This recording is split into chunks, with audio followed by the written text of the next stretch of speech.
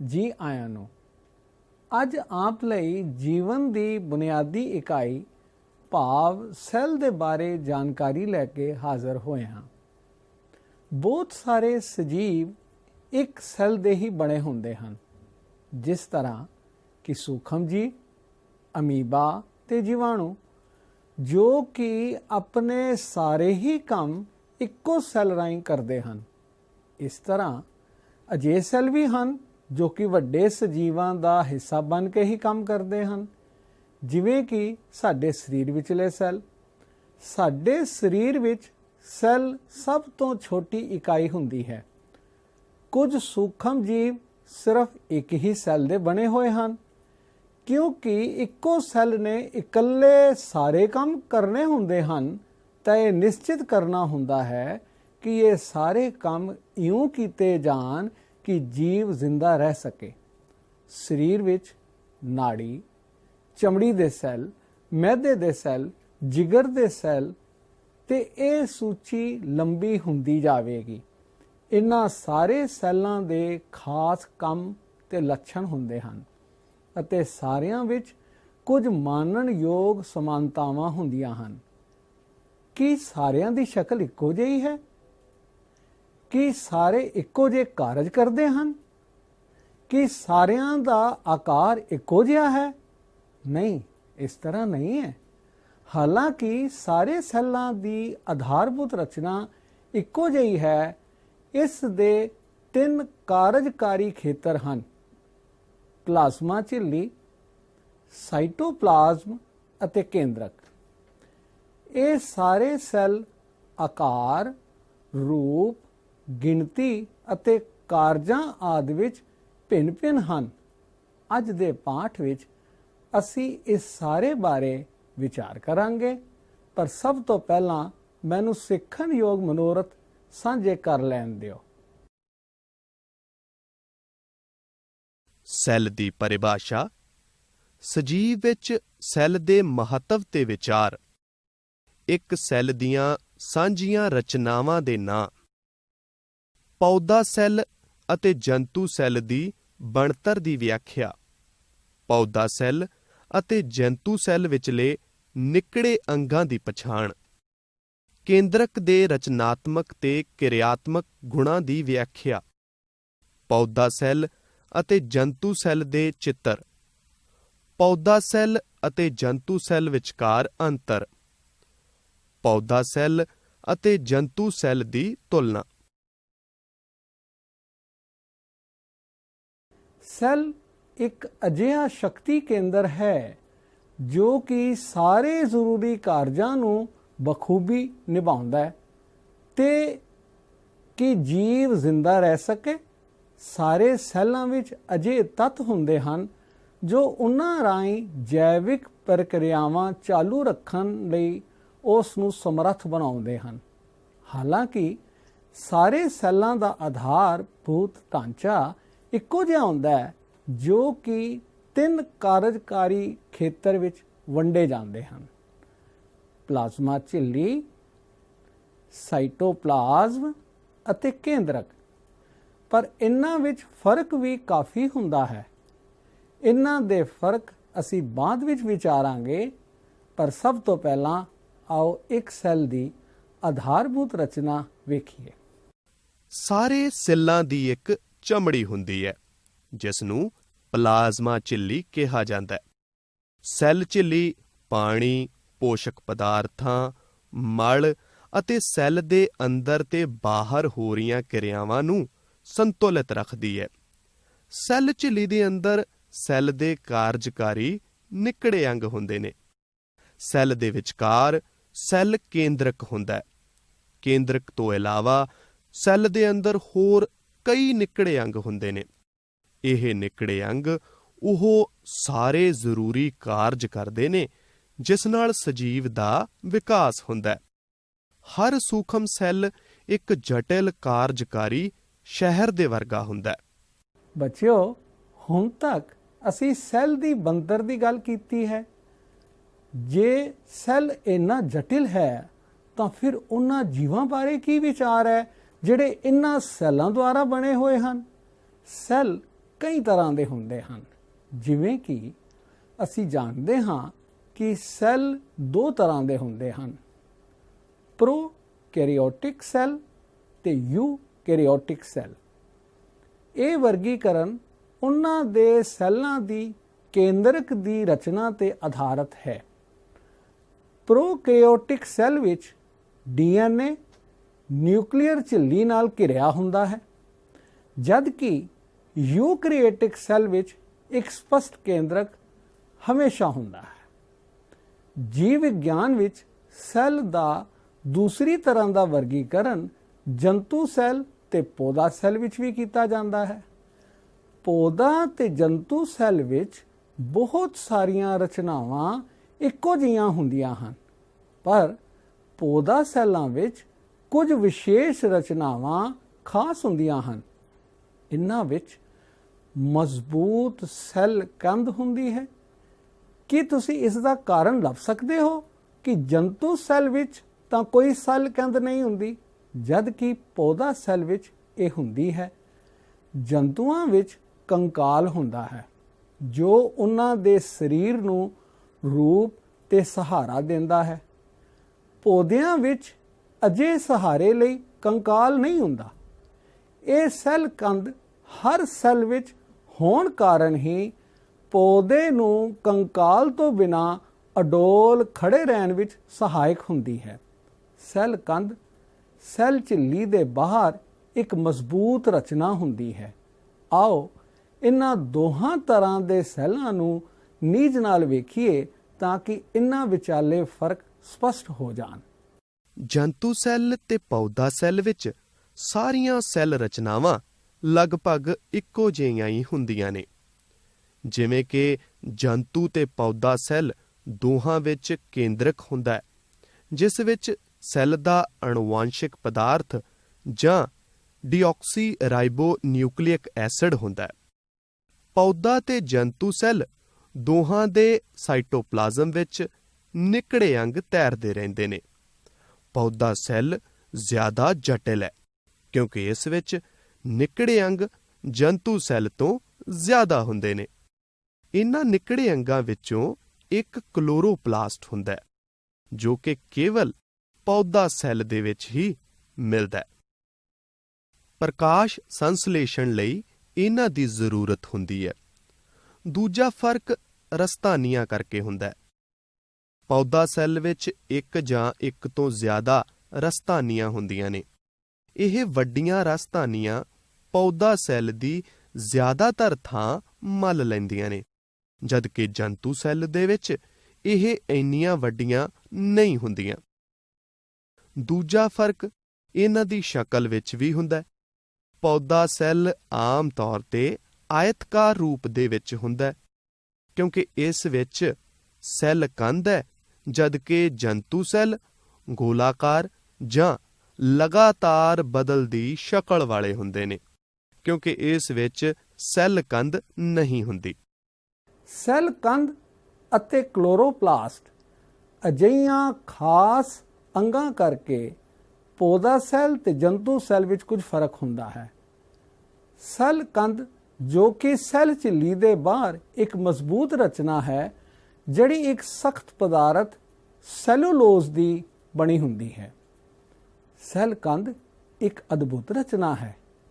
Cell ਕੰਧ ਮਜ਼ਬੂਤ ਰਚਨਾ ਹੋਣ ਕਰਕੇ ਸੈੱਲ ਨੂੰ ਇੱਕ ਖਾਸ ਸ਼ਕਲ ਪ੍ਰਦਾਨ ਕਰਦੀ ਹੈ। ਨਵੇਂ ਬਣੇ ਸੈੱਲ ਦੀ ਸੈੱਲ ਕੰਧ ਪਤਲੀ ਹੁੰਦੀ ਹੈ ਤੇ ਜ਼ਿਆਦਾ ਸਖਤ ਨਹੀਂ ਹੁੰਦੀ।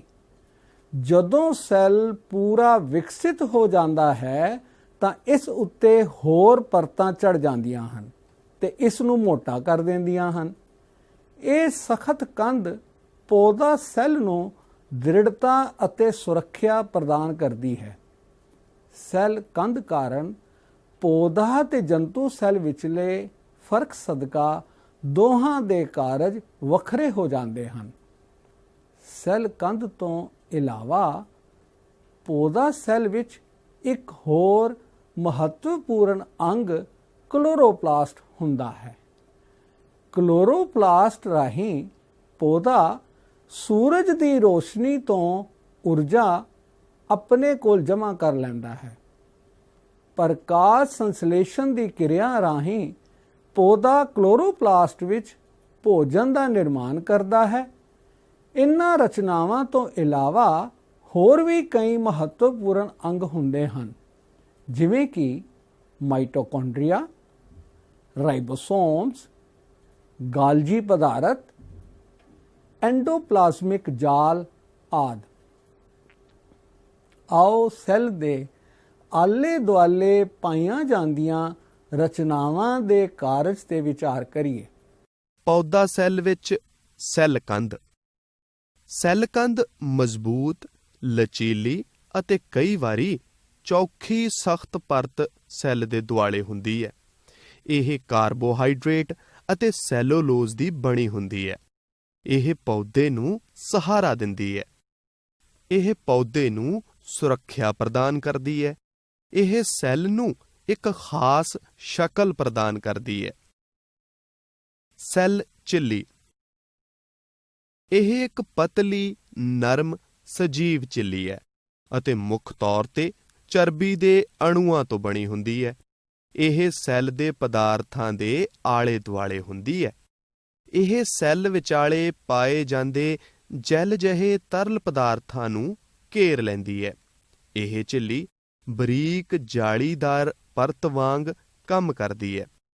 ਇਸ ਦਾ ਮੁੱਖ ਕੰਮ ਇਹ ਦੇਖਣਾ ਹੈ ਕਿ ਸੈੱਲ ਵਿੱਚ ਕੀ ਆਉਣਾ ਅਤੇ ਕੀ ਇਸ ਤੋਂ ਬਾਹਰ ਭੇਜਣਾ ਹੈ। ਭਾਵ ਇਹ ਝਿੱਲੀ ਸੈੱਲ ਦੇ ਅੰਦਰ ਪਦਾਰਥਾਂ ਦੀ ਆਵਾਜਾਈ ਤੇ ਕਾਬੂ ਰੱਖਦੀ ਹੈ। ਸਾਈਟੋਪਲਾਜ਼ਮ। ਕੀ ਤੁਸੀਂ ਕਦੇ ਗੌਰ ਕੀਤਾ ਹੈ ਕਿ ਸੈੱਲ ਦੇ ਅੰਦਰ ਕੀ ਭਰਿਆ ਹੋਇਆ ਹੈ? ਕੀ ਇਹ ਹਵਾ ਹੈ? ਨਹੀਂ, ਇਹ ਹਵਾ ਨਹੀਂ ਹੈ। ਇਹ ਸਾਈਟੋਪਲਾਜ਼ਮ ਹੈ। ਇੱਕ ਜੈਲ ਜਿਹਾ ਤਰਲ ਹੁੰਦਾ ਹੈ ਜੋ ਕੇਂਦਰਕ ਦੇ ਬਾਹਰ ਤੇ ਸੈੱਲ ਦੇ ਅੰਦਰ ਹਰ ਇੱਕ ਪਦਾਰਥ ਨੂੰ ਬੰਨ੍ਹ ਕੇ ਰੱਖਦਾ ਹੈ। ਸਾਈਟੋਪਲਾਜ਼ਮ ਸੈੱਲ ਦਾ ਜਿਉਂਦਾ ਭਾਗ ਹੈ, ਜੋ ਕਿ ਸੈੱਲ ਝਿੱਲੀ ਤੇ ਕੇਂਦਰਕ ਝਿੱਲੀ ਦੇ ਵਿਚਕਾਰ ਹੁੰਦਾ ਹੈ। ਸੈੱਲ ਅੰਦਰ ਹੋ ਰਹੇ ਦਿਨ ਪ੍ਰਤੀ ਦਿਨ ਦੇ ਕਾਰਜ ਇਸੇ ਸਾਈਟੋਪਲਾਜ਼ਮ ਵਿੱਚ ਹੁੰਦੇ ਰਹਿੰਦੇ ਹਨ। ਸਾਈਟੋਪਲਾਜ਼ਮ ਅੰਦਰ ਹੀ ਸਾਰੇ ਮਹੱਤਵਪੂਰਨ ਅੰਗ ਜਿਵੇਂ ਕਿ ਐਂਡੋਪਲਾਜ਼ਮਿਕ ਜਾਲ, ਗਾਲਜੀ ਪਦਾਰਥ ਤੇ ਮਾਈਟੋਕਾਂਡਰੀਆ ਹੁੰਦੇ ਹਨ, ਜੋ ਕਿ ਸੈੱਲ ਦੇ ਜੀਵਨ ਲਈ ਤੇ ਪ੍ਰਜਨਨ ਲਈ ਜ਼ਰੂਰੀ ਹਨ। ਸਾਈਟੋਪਲਾਜ਼ਮ ਨੂੰ ਸਾਈਟੋਸੋਲ ਦੇ ਨਾਂ ਕਰਕੇ ਵੀ ਜਾਣਿਆ ਜਾਂਦਾ ਹੈ, ਪਰ ਇਨ੍ਹਾਂ ਦੋਹਾਂ ਸ਼ਬਦਾਂ ਵਿੱਚ ਫਰਕ ਹੈ। ਸਾਈਟੋਪਲਾਜ਼ਮ ਤਾਂ ਸੈੱਲ ਦੇ ਪਲਾਜ਼ਮਾ ਝਿੱਲੀ ਦੇ ਅੰਦਰ ਪਾਏ ਜਾਣ ਵਾਲੇ ਉਹਨਾਂ ਸਾਰੇ ਪਦਾਰਥਾਂ ਲਈ ਵਰਤਿਆ ਜਾਂਦਾ ਹੈ ਜਿਸ ਵਿੱਚ ਸੈੱਲ ਦੇ ਨਿਕੜੇ ਅੰਗ ਵੀ ਆ ਜਾਂਦੇ ਹਨ, ਜਦਕਿ ਸਾਈਟੋਸੋਲ ਉਸ ਸਾਈਟੋਪਲਾਜ਼ਮ ਦਾ ਤਰਲ ਪਦਾਰਥ ਦੇ ਹਿੱਸੇ ਨੂੰ ਕਿਹਾ ਜਾਂਦਾ ਹੈ ਜੋ ਨਿਕੜੇ ਅੰਗਾਂ ਤੋਂ ਇਲਾਵਾ ਰਹਿ ਜਾਂਦਾ ਹੈ। ਸਾਈਟੋਸੋਲ ਸੈੱਲ ਦਾ ਸਭ ਤੋਂ ਵੱਡਾ ਭਾਗ ਹੈ। ਇਹ ਜੈਲੀ ਜਿਹਾ ਉਹ ਥਾਂ ਹੈ ਜਿਸ ਵਿੱਚ ਸੈੱਲ ਦੇ ਜ਼ਿਆਦਾਤਰ ਕਾਰਜ ਨਿਬੜਦੇ ਹਨ। ਸੈੱਲ ਦੇ ਸਾਰੇ ਕਾਰਜ ਸੈੱਲ ਦੀ ਸਾਈਟੋਪਲਾਜ਼ਮ ਵਿੱਚ ਹੀ ਹੁੰਦੇ ਹਨ। ਇਸ ਵਿੱਚ ਐਂਜ਼ਾਈਮ ਹੁੰਦੇ ਹਨ ਜੋ ਵੱਡੇ ਅਣੂਆਂ ਨੂੰ ਤੋੜਦੇ ਹਨ। ਇਸ ਵਿੱਚ ਸਾਈਟੋਕੰਕਾਲ ਹੁੰਦਾ ਹੈ ਜੋ ਕਿ ਸੈੱਲ ਨੂੰ ਉਸ ਦੀ ਸ਼ਕਲ ਪ੍ਰਦਾਨ ਕਰਦਾ ਹੈ। ਆਓ ਹੁਣ ਅਸੀਂ ਕੇਂਦਰਕ ਬਾਰੇ ਕੁਝ ਜਾਣਕਾਰੀ ਪ੍ਰਾਪਤ ਕਰੀਏ। ਕੇਂਦਰਕ ਨੂੰ ਸੈੱਲ ਦਾ ਦਿਮਾਗ ਕਹਿੰਦੇ ਹਨ। ਕੇਂਦਰਕ ਝਿੱਲੀ ਦੁਆਰਾ ਘਿਰੀ ਰਚਨਾ ਹੈ ਜਿਸ ਵਿੱਚ ਸੈੱਲ ਅਨੁਵੰਸ਼ਿਕਤਾ ਦੀ ਸੂਚਨਾ ਦਾ ਪਦਾਰਥ ਹੁੰਦਾ ਹੈ ਅਤੇ ਜੋ ਸੈੱਲ ਦੇ ਵਿਕਾਸ ਤੇ ਪ੍ਰਜਨਨ ਨੂੰ ਕਾਬੂ ਕਰਦਾ ਹੈ। ਇਹ ਸੈੱਲ ਦਾ ਸਭ ਤੋਂ ਮਹੱਤਵਪੂਰਨ ਅੰਗ ਹੈ। ਸੈੱਲ ਦਾ ਅਨੁਵੰਸ਼ਿਕ ਪਦਾਰਥ ਆਮ ਤੌਰ ਤੇ ਕੇਂਦਰਕ ਵਿੱਚ ਹੁੰਦਾ ਹੈ ਕਿਉਂਕਿ ਇਸ ਵਿੱਚ DNA ਅਤੇ ਗੁਣਸੂਤਰ ਹੁੰਦੇ ਹਨ ਜੋ ਕਿ ਇਹ ਤੈਅ ਕਰਦੇ ਹਨ ਕਿ ਕਿਹੋ ਜਿਹੀ ਪ੍ਰੋਟੀਨ ਬਣਨੀ ਚਾਹੀਦੀ ਹੈ ਤੇ ਕਿਹੋ ਜਿਹੇ ਐਂਜ਼ਾਈਮ ਬਣਾਉਣੇ ਹਨ ਅਤੇ ਕਦੇ ਸਾਵੀ ਸੂਤਰੀ ਵਿਭਾਜਨ ਸ਼ੁਰੂ ਕਰਨਾ ਹੈ। ਜਿਸ ਸੈੱਲ ਵਿੱਚ ਕੇਂਦਰਕ ਹੁੰਦਾ ਹੈ ਉਸ ਨੂੰ ਯੂਕੈਰੀਓਟਿਕ ਸੈੱਲ ਆਖਿਆ ਜਾਂਦਾ ਹੈ, ਕਿਉਂਕਿ ਯੂਕੈਰੀਓਟਿਕ ਸ਼ਬਦ ਦਾ ਭਾਵ ਹੈ ਸਪਸ਼ਟ ਕੇਂਦਰਕ ਰੱਖਣ ਵਾਲਾ। ਸਾਰੇ ਸੈੱਲਾਂ ਵਿੱਚ ਕੇਂਦਰਕ ਨਹੀਂ ਹੁੰਦਾ।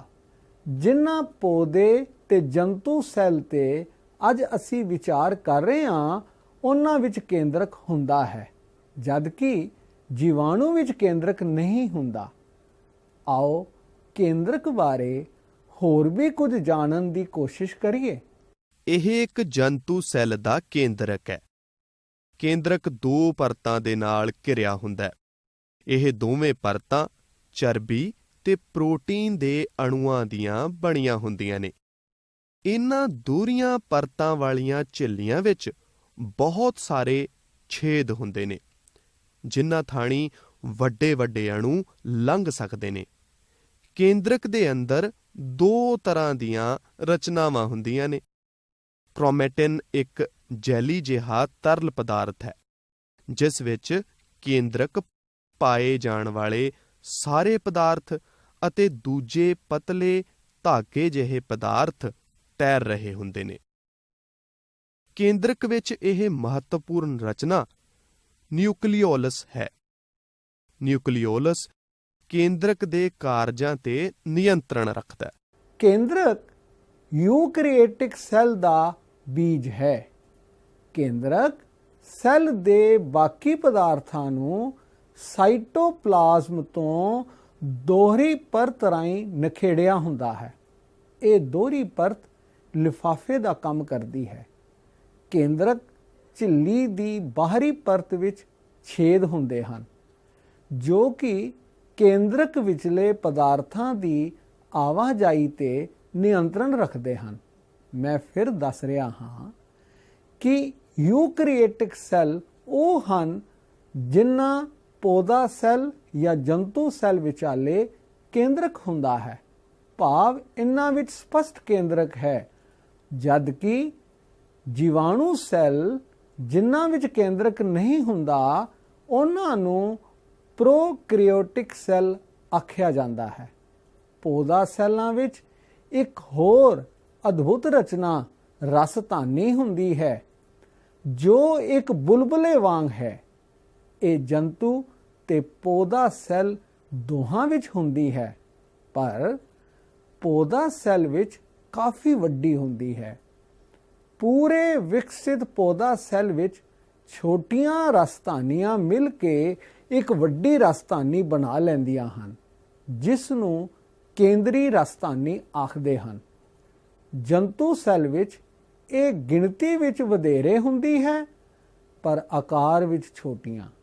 ਆਓ ਇਸ ਝਿੱਲੀ ਨਾਲ ਘਿਰੇ ਤਰਲ ਪਦਾਰਥ ਯੁਕਤ ਰਚਨਾ ਦੇ ਕਾਰਜਾਂ ਵੱਲ ਝਾਤ ਮਾਰੀਏ, ਖਾਸ ਤੌਰ ਤੇ ਪੌਦਾ ਸੈੱਲ ਦੇ। ਰਸਧਾਨੀਆਂ ਸੈੱਲ ਲਈ ਭੋਜਨ ਤੇ ਹੋਰ ਪਦਾਰਥਾਂ ਦਾ ਜ਼ਖੀਰਾ ਰੱਖਦੀਆਂ ਨੇ। ਪੌਦੇ ਰਸਧਾਨੀਆਂ ਨੂੰ ਪਾਣੀ ਦਾ ਜ਼ਖੀਰਾ ਰੱਖਣ ਲਈ ਵਰਤ ਸਕਦੇ ਨੇ। ਇਹ ਨਿੱਕੜੇ ਜਿਹੇ ਪਾਣੀ ਦੇ ਥੈਲੇ ਪੌਦੇ ਨੂੰ ਸਹਾਰਾ ਦਿੰਦੇ ਨੇ। ਕਈ ਵਾਰੀ ਰਸਧਾਨੀਆਂ ਸੈੱਲ ਦੀ ਅੱਧੇ ਤੋਂ ਵੀ ਵੱਧ ਜਗ੍ਹਾ ਘੇਰ ਲੈਂਦੀਆਂ ਨੇ।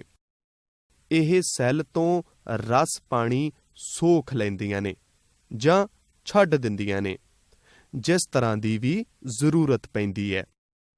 ਸੋ ਪੌਦਾ ਸੈੱਲ ਲਈ ਰਸਧਾਨੀਆਂ ਜਿਹੜੇ ਕਾਰਜ ਕਰਦੀਆਂ ਨੇ ਉਹ ਇਸ ਤਰ੍ਹਾਂ ਨੇ। ਇਹ ਸੈੱਲ ਨੂੰ ਸ਼ਕਲ ਦੇਣ ਵਿੱਚ ਮਦਦ ਕਰਦੀਆਂ ਨੇ। ਇਸ ਦੇ ਬਾਹਰ ਇੱਕ ਝਿੱਲੀ ਹੁੰਦੀ ਹੈ, ਉਸ ਨੂੰ ਟੋਨੋਪਲਾਸਟ ਕਹਿੰਦੇ ਨੇ। ਇਹ ਸੈੱਲ ਵਿੱਚੋਂ ਜ਼ਹਿਰੀਲੇ ਪਦਾਰਥਾਂ ਨੂੰ ਸੋਖ ਲੈਂਦੀਆਂ ਨੇ ਅਤੇ ਇਸ ਤਰ੍ਹਾਂ ਇਹ ਬਾਕੀ ਸੈੱਲ ਨੂੰ ਖਰਾਬ ਹੋਣ ਤੋਂ ਬਚਾ ਲੈਂਦੀਆਂ ਨੇ। ਸੈੱਲ ਸਾਰੇ ਸਜੀਵਾਂ ਦੀ ਰਚਨਾਤਮਕ ਤੇ ਕਿਰਿਆਤਮਕ ਇਕਾਈ ਹੈ। ਸੈੱਲ ਸਾਰੇ ਕਾਰਜ ਯੋਗ ਢੰਗ ਨਾਲ ਕਰ ਸਕਣ, ਇਸ ਲਈ ਉਹਨਾਂ ਵਿੱਚ ਕੁਝ ਖਾਸ ਰਚਨਾਵਾਂ ਹੁੰਦੀਆਂ ਹਨ। ਹਰ ਸੈੱਲ ਦੇ 3 ਹਿੱਸੇ ਹੁੰਦੇ ਹਨ, ਭਾਵੇਂ ਉਹ ਲਹੂ ਸੈੱਲ ਹੋਣ, ਦਿਮਾਗ ਦੇ ਸੈੱਲ ਹੋਣ ਜਾਂ ਪੇਸ਼ੀ ਦੇ ਸੈੱਲ। ਇਸ ਉੱਤੇ ਇੱਕ ਝਿੱਲੀ ਹੁੰਦੀ ਹੈ ਜਿਸ ਵਿੱਚ ਛੇਦ ਹੁੰਦੇ ਹਨ ਜੋ ਪਦਾਰਥਾਂ ਨੂੰ ਸੈੱਲ ਦੇ ਅੰਦਰ ਬਾਹਰ ਆਉਣ ਜਾਣ ਦਿੰਦੇ ਹਨ। ਇਸ ਵਿੱਚ ਸਾਈਟੋਪਲਾਜ਼ਮ ਹੁੰਦਾ ਹੈ ਜੋ ਝਿੱਲੀ ਤੇ ਕੇਂਦਰਕ ਦੇ ਵਿਚਕਾਰ ਹੁੰਦਾ ਹੈ।